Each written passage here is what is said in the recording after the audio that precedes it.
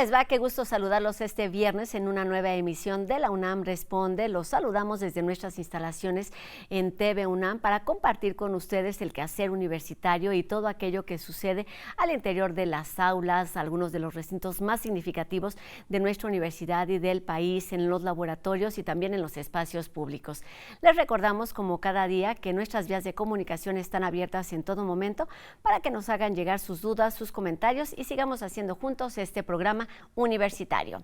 Y bueno, es innegable que la presencia de nosotros, los seres humanos, impacta en los ecosistemas, ya sea de forma positiva o negativa. Las ciencias de la sostenibilidad nos ofrecen distintas herramientas que permiten entender mejor las implicaciones de nuestra actividad en el planeta y también en nuestro actuar de forma responsable. De esto vamos a estar platicando. Quédense con nosotros.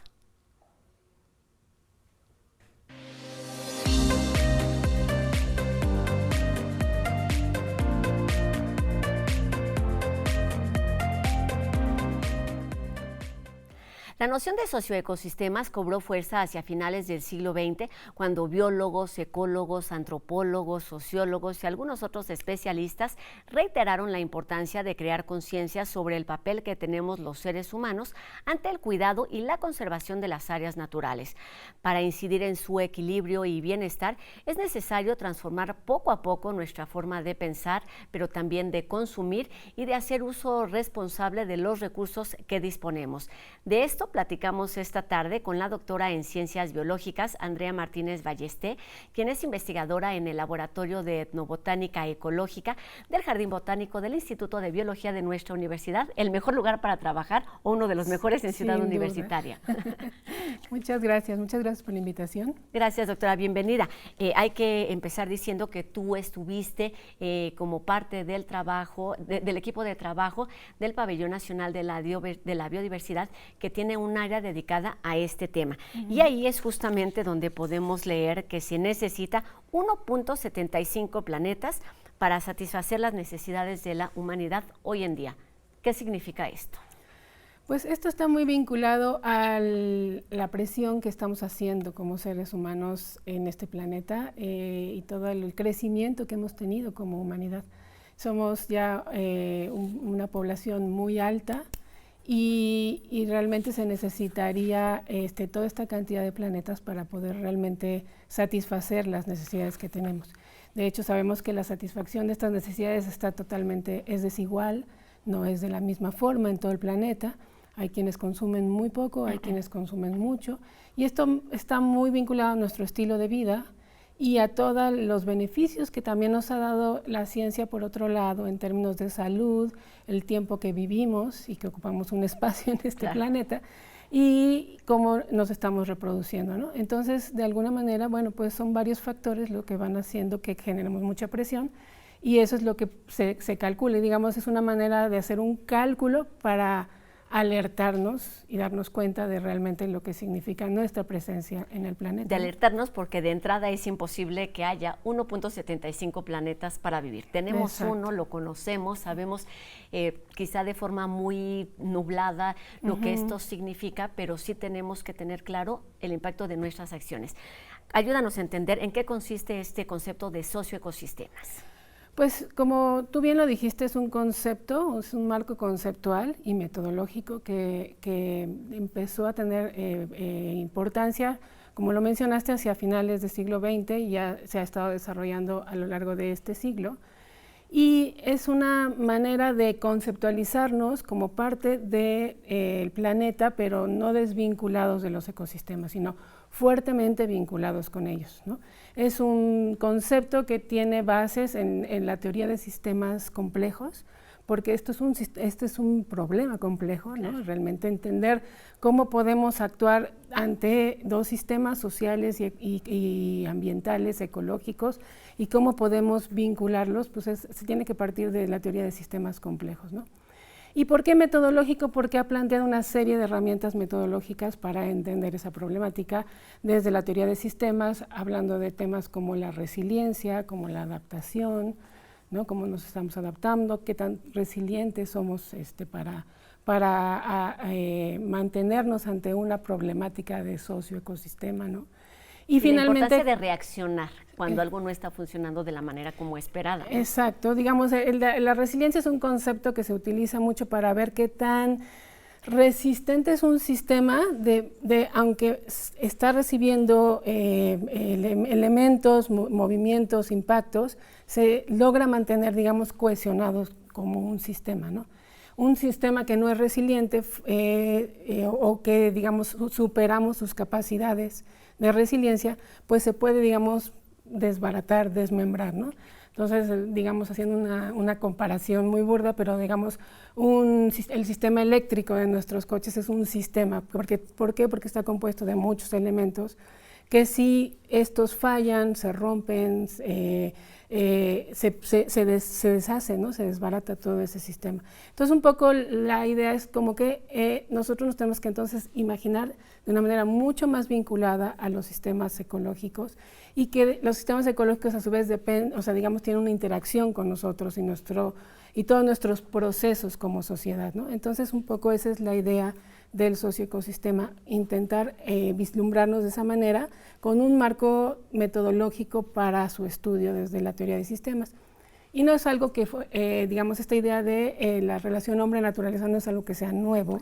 Ese es importante. Ese es un punto importante, ¿no? Para allá iba, porque estamos pensando, por supuesto, en las necesidades o en las condiciones que debe tener un ecosistema, en las necesidades que tenemos como seres humanos. Podemos incluir, por supuesto, ahí factores, pues no sé, económicos, medioambientales, de generación de energías, o sea, un montón de temas que por supuesto están presentes en la vida cotidiana, al menos como la conocemos hoy. Cuéntanos un poquito cómo se ha ido transformando este concepto, porque no es lo mismo lo que está sucediendo hoy a lo que se vivía hace 100 o 200 o 500 años como seres humanos, y siempre hemos tenido una casa, un entorno, un planeta. Claro. Pues mira, por ejemplo, hablando desde mi trinchera, que es la etnobiología, pues es un concepto que viene desde finales del siglo XIX, desde mediados del siglo XX, donde ya existía esa necesidad de entender al hombre frente a la naturaleza. Entonces, digamos que el concepto socioecosistema se viene a sumar a finales del siglo XX, pero con una manera de ver estos problemas no de una manera divorciada, separada, ¿no? No por un lado entender todos los procesos de la sociedad, los procesos de cambio, sus procesos culturales, su conocimiento sobre la naturaleza, etcétera, y por otro lado entender a la naturaleza per se como sus procesos ecológicos, de biodiversidad, de procesos ecosistémicos, etcétera, ¿no? Sino que aquí la idea es realmente que haya un vínculo muy cercano. Todas estas disciplinas ya lo hacían, digamos, de cierta manera. La etnobiología muy fuertemente se ha ligado a los procesos sociales y entender sobre todo desde el concepto de conocimientos, cómo conoce el ser humano la naturaleza y en ese contexto cómo se vincula con la naturaleza y la manipula. Pero yo pienso que el sistema socioecosistema vino en un momento en el que había como una especie de divorcio entre los que hablaban de la conservación de la naturaleza per se y planteaban que la única manera de conservar era separando al ser humano de esa naturaleza. Entonces, por eso, bueno, pues este planteamiento de que nosotros sobreexplotábamos, que había que hacer áreas protegidas, etcétera, y el ser humano pues debía de alguna manera como adecuarse, digamos, a este sistema ecológico y vivir de esa manera. Pero esto ante las problemáticas mundiales y de crecimiento, ante la evidencia del cambio global, que nos conectó todavía más y nos hizo ver qué tan interconectados estamos entre todos y cómo los problemas que pasan en una parte del mundo impactan a los problemas que pasan en la otra parte del mundo. Todo esto nos ha hecho cambiar de visión y darnos cuenta el grado de interconexión que tenemos. Y entonces por eso estos autores finales del siglo XX, principios del XIX, empiezan a proponer este nuevo concepto que parte de la teoría de sistemas integrados, donde nosotros y el ecosistema somos uno. Que ese es el reto. ¿Cómo se puede medir el impacto de nuestras acciones en el planeta, más allá, por ejemplo, del cambio climático? Es algo que sucede de forma cotidiana, que lo podemos ver en el aquí y en el ahora. ¿Y cuáles son esas repercusiones a las que debemos estar atentos? Y en el sentido de actuar, de adelantarte un poco para prevenir también Sí. o evitar que se sigan complejizando y que sigan teniendo efectos negativos en nosotros mismos. Pues mira, para empezar es un concepto que requiere de la interdisciplina o la multidisciplina. Es necesario entonces, perdón, echar mano de elementos de varias disciplinas para el estudio de los diferentes sistemas, ¿no? Entonces tenemos los procesos sociales, por ejemplo, y todos los que estudian todos esos procesos sociales, cómo podemos entender los procesos de cambio cultural, por ejemplo, los procesos de conocimiento, cómo podemos entender el bienestar de una comunidad perdón, al interior de los espacios, es decir, cómo los procesos de migración o cómo los procesos económicos pueden estar teniendo alteraciones sobre los procesos sociales. Ahora, desde el punto de vista ecológico, se requieren las herramientas de los sistemas ecológicos, de la ecología, para entender cómo se mantienen estables las comunidades, cómo se mantienen, digamos, biodiversas, cómo se mantienen los procesos digamos, de los suelos, de sus elementos en sí mismos, ¿no? Entonces, ¿cómo estamos tratando de entender? Bueno, pues a la hora que tratamos de entender un sistema complejo y sus resiliencias, pues lo que tenemos que tratar de entender es qué factores hacen que cambian desde el punto de vista social o desde el punto de vista ecológico, que rompen o que mantienen esa capacidad de ese sistema completo de resistir. De seguir funcionando. De seguir funcionando. Y ¿cómo se hace para que cómo son los procesos que sigue tanto la naturaleza como los seres humanos para adaptarse a diferentes cambios? Por ejemplo, ahora se está usando mucho el tema de estudiar el cambio climático y cómo la gente se está adaptando a esos procesos de cambio climático. Y para eso necesitamos ir a ver cómo efectivamente la gente, qué decisiones está tomando, ¿no? Por ejemplo, estudios que estamos haciendo en Sierra Sur de Puebla, con los campesinos que están manejando sus milpas, son milpas de temporal y están fuertemente afectados por el cambio climático, porque las lluvias ya no llegan, digamos, al tiempo que ellos estaban acostumbrados a que llegaran. Entonces ellos tienen que tomar decisiones cuando empiezan a sembrar para que el tiempo que tarda en producirse la milpa pues dé suficiente tiempo para que entonces se produzca el maíz, ¿no? Y entonces en esa ventana de tiempo ellos tienen que estar jugando y entonces es una serie de acciones que se reconocen como adaptaciones a el sistema, ¿no? Que pueden ser desde adaptaciones en la misma práctica agrícola de cambiar cosas, o puede ser adaptaciones en cuanto a como nos respondían muchos campesinos, es que bueno, pues yo lo que hago es entonces voy, trabajo en otras ciudades, consigo el dinero que necesito y compro el maíz que llega por otros lados. Y entonces mejor produzco otras cosas que tienen menos riesgo para vender yo y tener un dinero. Entonces todo eso lo tenemos que ir entendiendo dentro del sistema complejo para ver qué cosas se pueden hacer para modificar, adaptarse, mejorar esa resiliencia que tienen estos sistemas. Y es todo esto que nos estás platicando, pues uno de los objetivos principales de la sostenibilidad, de la sustentabilidad, en donde este estudio de los ecosistemas, de las prácticas cotidianas, así lo entiendo como de forma muy sencilla, impacta en el funcionamiento de los ecosistemas, pero también en el bienestar de las personas. Doctora, desde hace mucho tiempo hemos hablado de esto, pero nos referimos, no sé, al término de cuidar, después es conservar y ahora más recientemente es como regresar un poco, devolver lo que hemos hecho. ¿En qué lugar estamos parados? ¿Cómo se entiende esto desde el punto de vista pues, de la ecología principalmente, pero entendiéndolo como en el concepto de socioecosistemas y esta interconexión indudable? Pues digamos que lo que se está tratando de hacer es buscar alternativas de cómo podemos relacionarnos con la naturaleza. En ese lugar estamos parados. Ya nos dimos cuenta que nuestras acciones han generado problemas bastante serios, que hay muchas cosas que tenemos que cambiar y actuar, pero al mismo tiempo dependemos de los recursos de la naturaleza.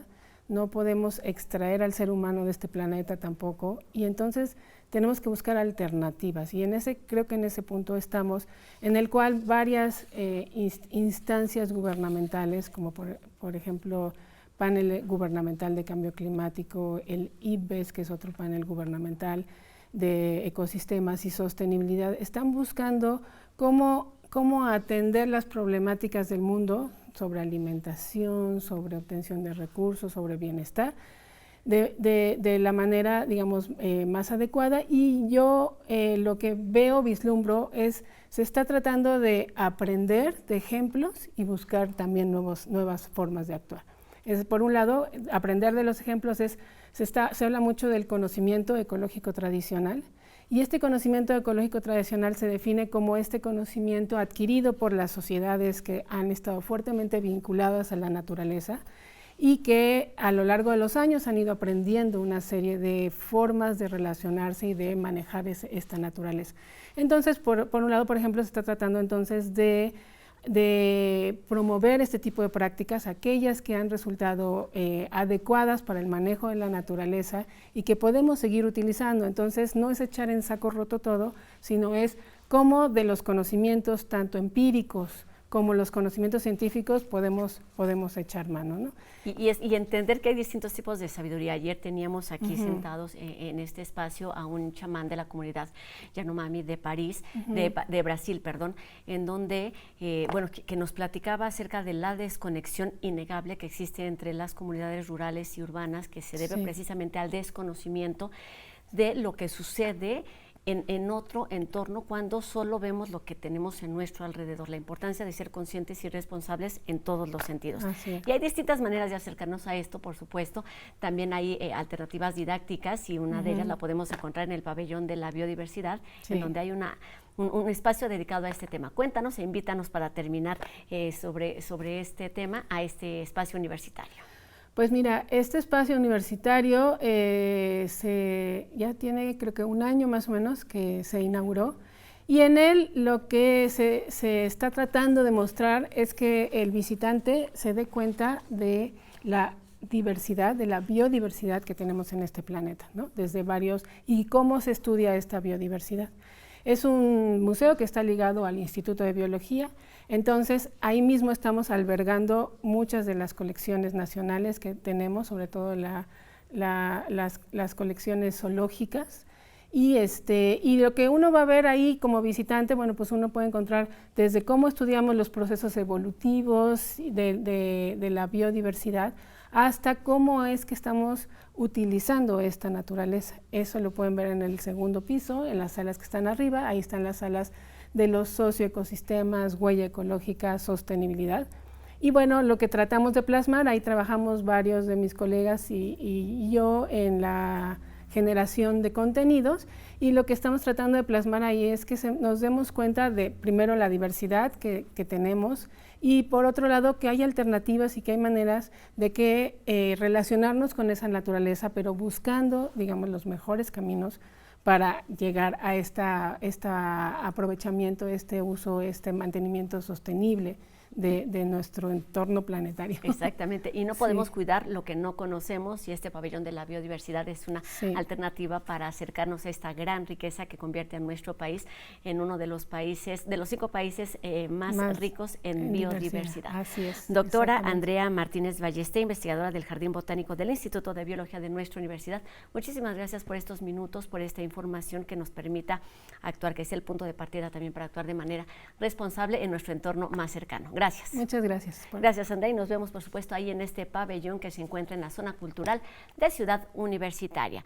Y bueno, este domingo 11 de junio, en el Parque Nacional de Fuentes Brotantes de la Alcaldía Tlalpan, tendrá lugar el Encuentro Nacional por la Salud Integral por una Cultura del Cuidado de la Vida, que se llevará a cabo de 9 de la mañana a las 6 de la tarde. Promoción y detección integral, prevención de enfermedades y diagnósticos gratuitos son los ejes de este encuentro, en el que habrá pláticas, talleres, medibuses sobre salud física y mental, así como actividades culturales, artísticas y lúdicas. Colaboran escuelas y facultades de la UNAM dedicadas a la enseñanza y el cuidado de la salud, como son las escuelas, la Facultad de Medicina y de Psicología, así como la Secretaría de Salud de la Ciudad de México y el Instituto Nacional de Cancerología. Se trata, pues, de una alternativa para asistir en familia, atender nuestra salud y disfrutar de este domingo.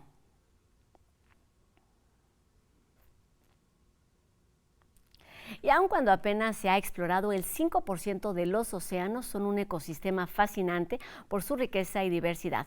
La UNAM no se ha quedado atrás en su investigación y los chicos de Entrendy nos hablan sobre los buques oceanográficos universitarios.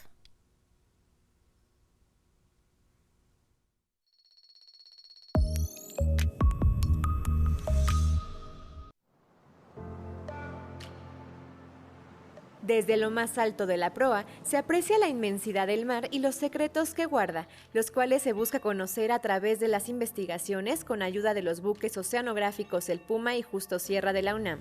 Embarcaciones con más de 40 años de existencia que están diseñadas para promover la investigación oceanográfica y marina de México. Han realizado en conjunto más de 750 campañas de investigación multidisciplinaria como la geología, geofísica, física, química marina, arqueología marítima y muchas más. Fueron construidos en un astillero en Noruega, en Bergen, Noruega. Primero el Puma para navegar en el Pacífico mexicano y 2 años más tarde nos entregaron una embarcación gemela que es el Justo Sierra, que navega en el Golfo de México y el Mar Caribe mexicanos. Supervisados y operados por la Coordinación de Plataformas Oceanográficas de la UNAM, en estos buques se trabaja para fortalecer programas y proyectos de investigación en temas como contaminación, recursos marinos y circulación oceánica, con instancias dentro y fuera de la UNAM. Son muy importantes para la comunidad universitaria, pero tienen una mayor importancia para la comunidad nacional que desarrolla investigaciones en ciencias del mar. Cientos de estudiantes mexicanos y de intercambio de licenciatura, maestría y doctorado han tenido oportunidad de navegar en estos buques, reforzando el conocimiento académico y práctico. Tanto el Puma como el Justo Sierra cuentan con tecnología para realizar investigación marina de alto nivel. A bordo de ellos se encuentran laboratorios especializados y con personal calificado para navegar. Además, pueden alojar a grupos científicos de hasta 20 personas.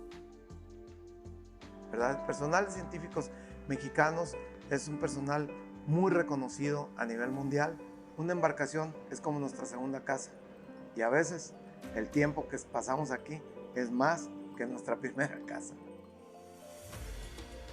Una de las misiones más importantes de los buques oceanográficos de la UNAM es promover el cuidado del medio ambiente marino y la recuperación y protección de los océanos. Su papel en el cambio climático es fundamental, es primordial y pues que tenemos que cuidarlo. Por favor, volteemos nuestra mirada al mar y seamos más conscientes.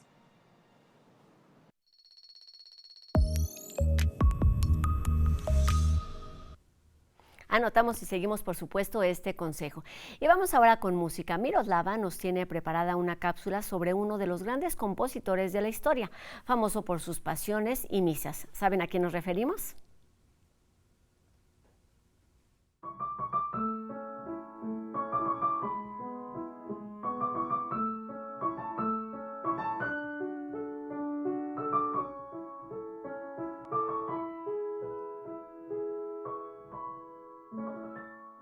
Hola a todos, bienvenidos a las Notas de Miroslava. ¿Sabes quién es considerado el principal exponente de la música barroca y uno de los compositores más importantes del mundo? El día de hoy hablaremos de Johann Sebastian Bach. Johann Sebastian Bach nació el 21 de marzo de 1685 en Eisenach. Perteneció a una de las más destacadas familias musicales de toda la historia.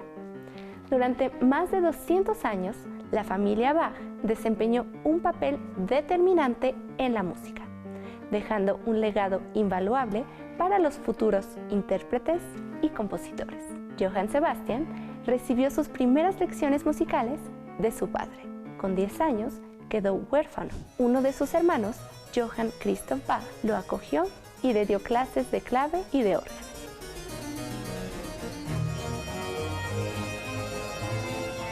Desde 1700 asistió durante 2 años a la escuela del monasterio de San Miguel, donde se hizo niño cantor. Muy pronto ocupó puestos como organista en diversas iglesias. Más tarde fue organista de la corte músico de cámara y concertino de la corte de Weimar.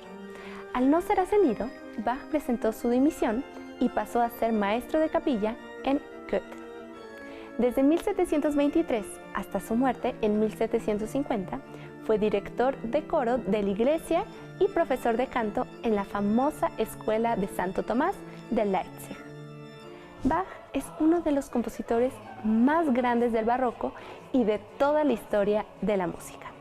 Fue un extraordinario virtuoso del clavecín y el órgano, así como un maestro de la improvisación. El compositor alemán fue muy prolífico y dejó compuestas más de 1000 obras.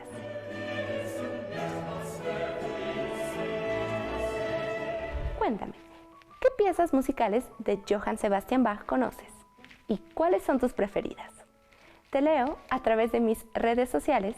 En Instagram y TikTok me encuentras como @miros_gli y en Facebook como Miroslava Gli. Nos vemos pronto.